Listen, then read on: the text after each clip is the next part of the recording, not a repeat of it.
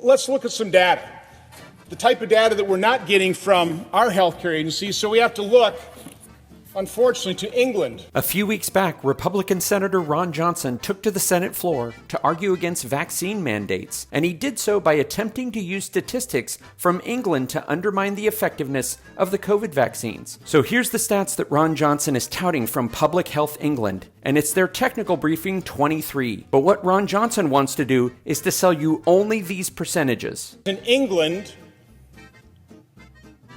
of the 600,000 new cases of Delta, of the over 2,500 deaths, 63% of those deaths, 1,613 people were the fully vaccinated.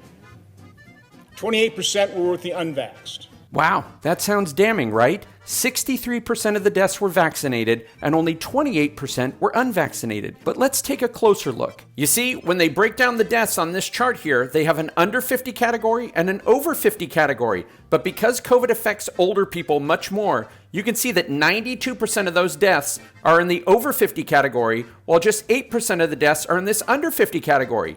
But if you go over here to the vaccinated and unvaccinated columns, you can see that there's 3 times as many deaths in the under 50 unvaccinated column than vaccinated, but that trend is reversed in the over 50. But why is that? Well, it may have something to do with the fact that by June 17th of 2021, this story said about 9 in 10 people in England aged 50 and over were now fully vaccinated against COVID-19.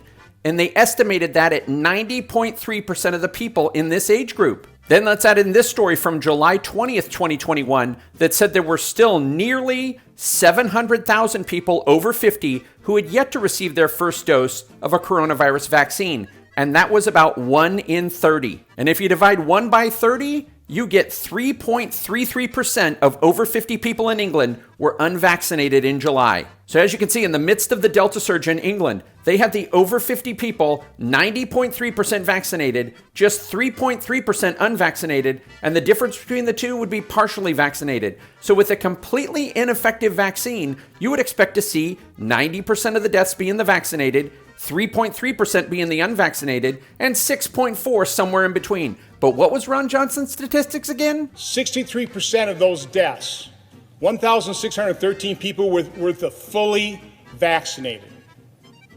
28% were with the unvaxxed. Now call me crazy, but I don't think 90.3% of the population contributing to 63% of the deaths is the real headline here. I think you should really focus on the fact that just 3.3% of England's over 50 unvaccinated population contributed to 28% of the deaths. And if you believe Ron Johnson's statistics here, that leaves just 9% of the deaths left over for this partially vaccinated group, which is double the size of the unvaccinated group, but has just 1/3 the amount of deaths. And also, you got to take one more thing into consideration, and that's the fact that Public Health England actually prioritized groups to get vaccinated first, which meant that if you had any of these previous diseases or health problems, you were in line to get the vaccination first. Which leads me to believe that this unvaccinated group at least considered themselves more healthy than the people who did get vaccinated, yet they still died at a far higher rate than the vaccinated group. But sadly, this vaccine misinformation is nothing new for Ron Johnson, as he's been undermining vaccine confidence since Joe Biden won the 2020 election. But how did he feel about vaccines before the election? Well, for that, we have to go back to last year's vice presidential debate where Kamala Harris said this. If the Trump administration approves a vaccine before or after the election, should Americans take it, and would you take it? If the public health professionals, if Dr. Fauci, if the doctors tell us that we should take it, I'll be the first in line to take it. Absolutely. But if Donald Trump tells us that we should take it, I'm not taking it. So she essentially said she'd take the vaccine if the medical experts told her to, but not if it was the guy pitching unproven drugs and injecting disinfectant. That's always sounded pretty reasonable to me, but just listen to how Ron Johnson reacted the next morning. Well, if she could actually experience shame, and I'm not sure any Democrat can, she should been ashamed of herself when Vice President said, Senator, would you please stop undermining people's confidence in a vaccine?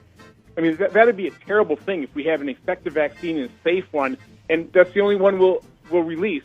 But if you are out there undermining that possibility, that will cause people's deaths. Isn't it interesting that when Ron Johnson thought Donald Trump would be reelected, he understood that undermining vaccine confidence would cause people's deaths. But after the election, He's twisting statistics and pushing misinformation to do exactly that. And what's worse is that not only are his antics causing people's deaths, but it's actually disproportionately affecting people in his own political party, where it's recently been revealed that counties that voted over 70% for Donald Trump are dying at far higher rates from COVID than those counties where Trump took less than 32% of the vote. But if Ron Johnson wants to use statistics from England, he won't mind if I do the same, right? That's because with the UK having one of the highest elderly vaccination rates in the world, their total COVID deaths in September 2021 were just over 4,000, despite having a population of just over 68 million. Now compare that to these 10 Republican-controlled states, all of which have Republican governors and GOP majorities in both state houses. And because of this, sadly, they also have vaccination rates that are well below the US average of 57%. Combined, these 10 states have a population that's 200,000 less than the UK, but in September 2021, their collective COVID deaths were more than 5 times that of the United Kingdom.